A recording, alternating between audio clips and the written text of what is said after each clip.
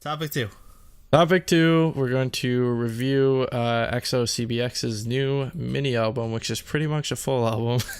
Seven songs. Nearly a full It's album. that weird middle. What middle. exactly is what There's is the threshold? than between 10. I've seen mini albums that are 8 songs, and I've seen full albums that are 8 songs. So who knows? Yeah. So anyways, Okay. It is called Blooming Day. Yep, it's EXO-CBX Blooming Days. Yes. And the first song. Or a quick thingy before we go into the what? Whoa. What? God. Nothing. I'm just Quick before usually we go. there's no quick before. Before we go in, I just want to give a shout out to how amazing the CBX logo and the album cover art is. Because the CBX logo that they have, it's basically, it's a cube, but it's sort of subtly spells out C, B, and X in the 3 sides that are being shown. So it's I love like the sort of visual design that they did for this whole like album and comeback. So anyway, Yeah, they had that last time as well. yeah, I love it. Yeah, it's cool. Okay, first song is Monday Blues. And this is a sweet, chill electronic song. I really like how minimalistic it is, and it's a good vocal showcase. It's a good slow paced tempo song. Obviously, it's like Monday blues, so it's got to be like the tempo and the sort of like theming of the song is kind of follows the title of it. And there seems to they seem to have an obsession with days of the week or some type of day, because Monday blues, blooming day, Thursday, play date, like there's something like everything is involving some type of like day or whatever. I don't know, but Yeah, I didn't think about that. yeah, it's pretty cool. I kind of like that theming that they have for the entire album. Jacob. Yeah, so I thought this was actually a really good way to start out the album, because like I was expecting it to be kind of hype like Hey Mama was, but most of the songs sort of like follow this like chill route. So yeah, I liked it. It was a nice slow groove and sort of, more R&B. So yeah, I liked it a lot. Yep. Next is Blooming Day, the title, or the single, also the title track. This is more of their funky pop song that's similar to what they did before, which is like very funky. So I actually didn't have much to comment about the song. I liked it, but it didn't like blow me away or anything. I feel like Hey Mama like blew me away. Yeah. The song was I liked a lot, but it was kind of more of the same, so it wasn't anything crazy. But I did really like the colorful, minimalistic music video. And the choreo was really good too. I did. It kind of grew on me actually over the past week or so. I thought it was okay when I first listened to it, but I've really come to love it because, like, basically, I just realized that this is EXO-CBX is basically just EXO just trying to like do shiny-esque like R&B just like type funk song. based. Yeah, which stuff. is amazing because again, like they have the vocals to sort of do a very like R&B funky type of group. The beat is insanely catchy. Like everything about this song is so catchy. My only complaint would probably be that I feel like the chorus, not like the lyrical content of it, like "Can I be your boyfriend" is, well, besides it being like kind of corny or whatever, it just doesn't roll off the tongue as fluidly as you'd kind of like it. Yeah. Kind of like, "Can I be your boyfriend? Can I?" They kind of rush through it, so it kind of feels weird. It's kind of at odds with like how like chill the song is, but still, I love the production on it. Like I was shocked that this wasn't like London Noise or whatever. It's because it's kind of right down their alley, but it was other producers. If anything, it kind of sounds similar to. It's kind of like a male version of Luna's "Free Somebody" in a way. It's kind of got the same beats going to it. So yeah, really well done song, and obviously the vocals are insanely good because it's the 3 like best vocalists out of EXO. So. So for me, yeah, I sort of had like sort of in the middle, I guess. Like I liked it on first listen a lot, but it also didn't really blow me away. Like I still think, like if I compare it to Hey Mama, I guess I definitely like the last song better. But yeah, I definitely like it a lot. But I guess I wish the chorus was a little stronger. But that's it. It's like only a small minor gripe. So yeah, it was a good song. Yeah, I kind of agree. Next is Sweet Dreams with an exclamation mark. So this The is cover just of the MFPTY song. yes. A cover of the MFPTY song. This has just like awesome 80s synth instrumentals. And at the beginning it's all like glitchy and weird and awesome. And this is definitely my favorite song. Yeah, like with Sweet Dreams, or just EXO-CBX in general, I love that basically it's EXO kind of doing a more fun concept, or the members of EXO doing a more fun concept than they normally could do in like regular EXO. Because I feel like almost all the EXO title tracks are like, oh, we gotta be uber serious, uber sexy, that sort of thing. And this is, yeah, again, with it's sort of a lighter type of mood. So yeah, I love that they sort of like get to like feed into this type of sound. And obviously, yeah, this is definitely a great example of it with all the synths. And obviously, I love anything that's 80s type of sound. So yeah, this song definitely resonated with me immediately. Yeah, so immediately for me, again, I really, really like the synthy sort of like instrumentals. They add like really good like texture to the track, I guess. Mm-hmm. So also the like they're not like spectacular or anything like that, but I really, really like the vocals in this song. I think they just fit really well, I guess. Wait, because again, because you usually EXO harmonies kind of are crazy when it comes to 9 people, but I think they're still able to pull it off when it comes to just like just them 3, because they just have really good singing voices. So yeah, they get to showcase it more than they normally would be able to. Yeah. Definitely. Yep. Next is Thursday. It's a cover of the day of the week. Yes, it's a cover of Thor's Day. Thor's Day. The Norse god of Thursday. Avenger. So this is like it's so weird. This is loungy electronic pop song is how I described it. It basically reminds me of something that would be in Persona. It's very Persona-like. Also, there's crazy falsetto in it. Basically, with Thursday, I was just like, when I was first listening to this, I was like, why did this sound like a male Red Velvet song? And then I look at the producer, I was just like, oh, it's Andreas Oberg, no wonder.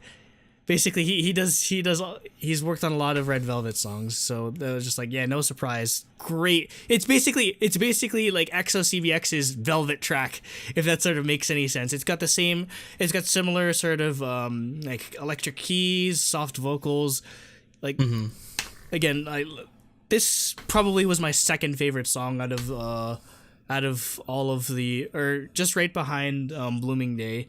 Like, this one was excellent. Again, with the vocals and everything, just flows so well.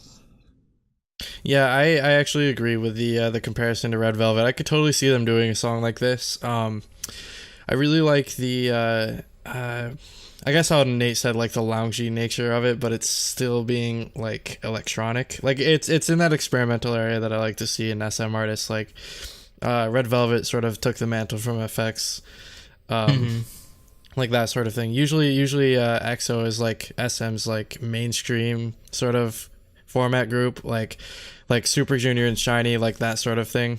So yeah, I like this a lot. I think this was actually one of my favorite songs of the albums as well. It's funny how EXO became that though, because when EXO debuted, they were the experimental group, because you heard, like, if you listen to everything pre-EXO, oh yeah, like it was Mama, nothing like that. Yeah, but then if you look, Mama's yeah, but if you look at everything post like EXO, when it comes to SM, it feels like, yeah, everyone they're trying to bring that experimental sound, and all. Again, NCT is literally just like EXO, but like dialed up to 1,000 when it comes to the experimental sort of aspect of it. And even Red Velvet, yeah. So yeah, it's cool to see that influence that they've had on the rest of the SM lineup.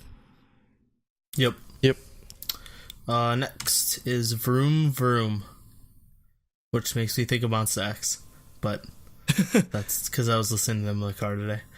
So this is like a mix of like electronica and funk. It's similar. I mean, it's what EXO-CBX does, but it also has more like 80s sounding synths. Like, as what I would have liked it more if they kind of stuck with the 80s synth sound, but yeah, like it's the chorus, not like yeah, the chorus, out there. yeah, it goes into like, I feel like the trap kind of like not really ruined it, but it just kind of felt like too much like something out of left field. Whereas if it kept with a more consistent sound, I would have liked it. Like again, like I do like elements of the song. Like there's more.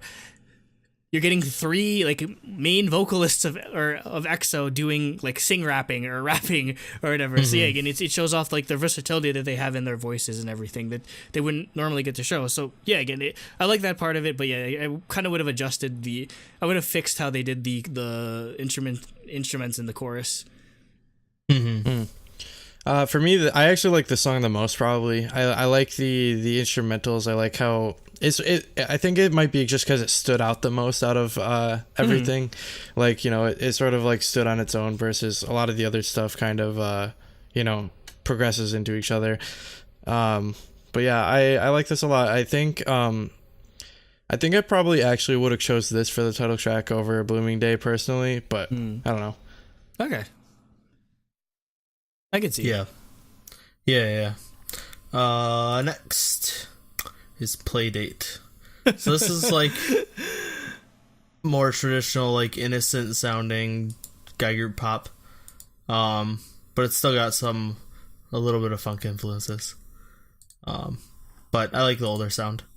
Did you hate it, Andrew? No, I hate how much I like this song because it's so goddamn corny. Yeah, I hate how corny it is. Angel song in "Fly to the Sky" or "To the Sky" of EXO-CBX. It's so and corny. You like it? It's great. No, but yeah, because like the production again, they have an all-star team working on it. It's freaking Kenzie on the lyrics, and again on Andreas Oberg on production or as part of the production team as well. So yeah, it's such a well-produced corny song. Which I should hate. I wanted to hate this song, but it's too goddamn catchy, and the vocals are incredible. And even though like a bunch of like 20-something-year-old guys saying "I want to take you on a play date" is kind of weird when you really think about it. With I don't know, with these like corny sort of songs, if you do get a good production on them, like they're really, really, really good. Like my favorite example of this for boy groups that is like GOT7's A. Like that song is way too good. Like it's super, super catchy, but at the same time it's super like stereotypical boy band song. It's like it's that kind of comparison, I guess, as what I would make. Yep. Yeah, I agree. Anything else? Nope.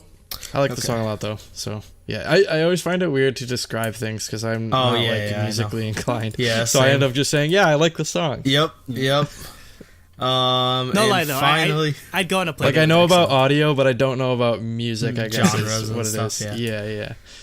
So that's okay because this next song, my description is gonna be ridiculous, but I think it's apt. So the last song is Lazy, and I described it as ballad pop funk. Because that's what it's like. Yeah, I mean, yeah. That's what it is. It's like a funky pop song that also sounds like a ballad. Well, yeah, it's definitely, again, a bit more laid back than the middle songs in the album. But yeah, no, this one was all right, I guess. I guess it's a bit too laid back for my taste. So, again, they're doing a lot more of like the sing rapping sort of thing, which is cool. So it'd be interesting to see what kind of direction they could take this in with the regular group. If they could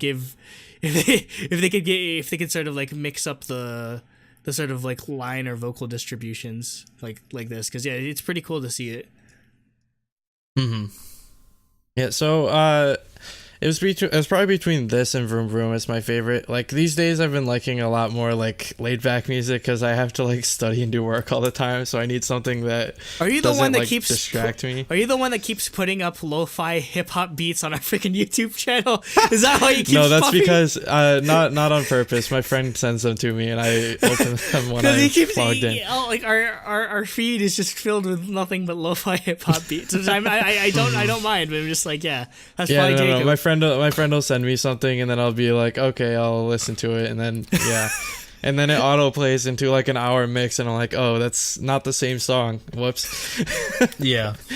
So a lot of it blends together, but it is good for studying with. Anyways, I like this a lot. It's chill, it's nice, and Also, I found out recently, it's a little bit unrelated, the Apple Music does this like chill mix every week, so I just listen to that and it gives me like chill K-pop. Nice. So See, yeah. I just curate my own in my Yeah, various lists that are titled. I mean, I typically do, but this gives me like new songs I've never heard before. So See, I want to do what you're doing, Andrew, but I have so much music, and actually figuring out what each song's genre is and putting it in a playlist would take me forever. Well, no, basically how I'm doing it by moods. So if I were to take this album by example, like I'd your put, as fuck playlist. Yeah, my as fuck playlists have sort of sounded just like you said your ass fuck playlist. no. I was like, whoa, that's a special playlist. It's like insert genre here as fuck. But it's kind of gotten out of hand because basically I have like 30 different like mood. Basically, This I have also like reminds me. Well, keep going. yeah. So basically, I'd put like Thursday into like the smoothest fuck playlist, or Blooming Day would go into the sexiest fuck playlist. So yeah, it's getting way out of hand. It takes way too long. Yeah. That reminds me, I need to remove our clean tag from iTunes. We definitely aren't clean. And we haven't been for a long time. It's alright. The users won't rat on us. We're it's bad fine. boys. It's fine. I'm sorry. But I do want to fix that because I do feel bad.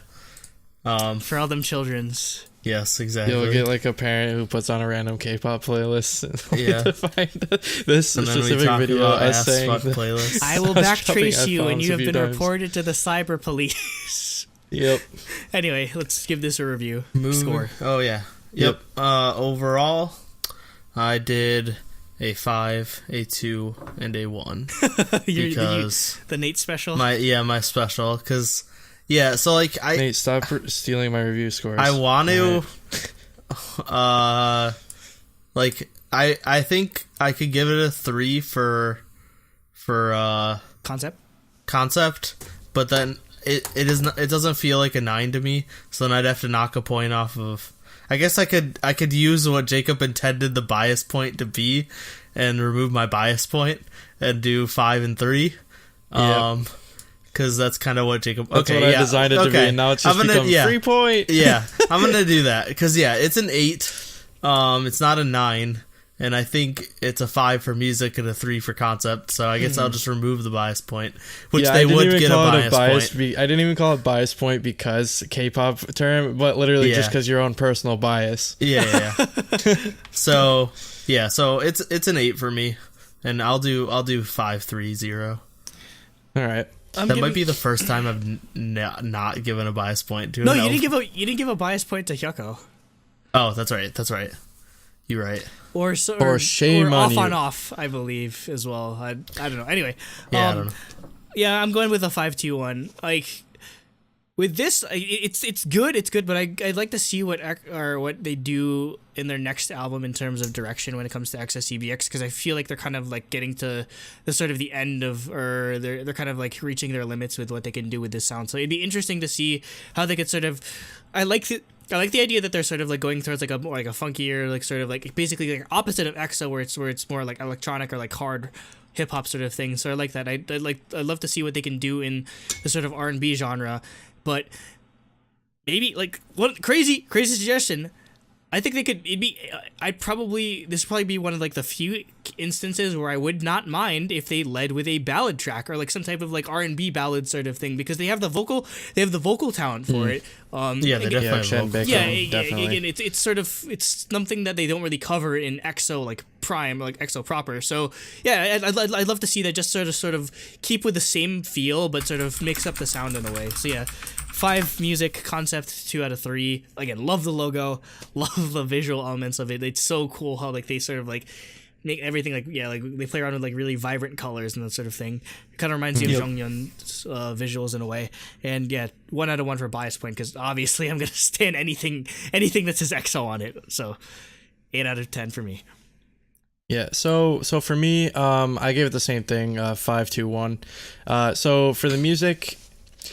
Actually, for every single aspect about this album, really, is like everything is really, really solid, but nothing really like blew me away. Like, holy crap, 10 out of 10 song. Like, everything was like consistently pretty much like 8 out of 10. I'd probably say. So I gave it a 5 out of 6 for music, and then Concept, the music video is pretty standard, so I kind of just gave that two out of 3.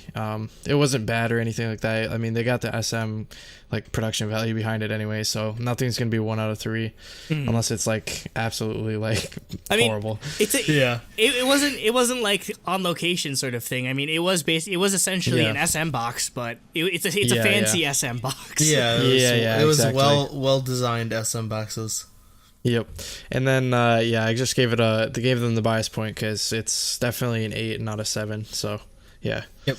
Going back to the KCON thing, I wouldn't be surprised if EXO-CBX came to one of the things, because I mean I thought about putting them down actually. Yeah, and they did Super Junior D&E last year for LA. Yeah, so I could totally see SM's EXO-CBX not down for sending subunits, or like not against sending subunits. Yeah, and I mean, it's an easier sort of thing to arrange as opposed to sending the entire group. So yeah, it's totally manageable. I'd love to see EXO-CBX. Yep. So 8 out of 10 for all 3 of us. So that's some easy math. No shiny seal of approval, though. But the seal of approval. But not on the thumbnail. Not on the thumbnail though. No shiny. Likey and Heartshaker like blew me away. I loved them. This I was like, okay, it didn't blow me away, but I still love it. I still love it because I like that type of song. It just didn't blow me away. So it lost that like effect, but to me, I don't hate it. I like it a lot. For me, I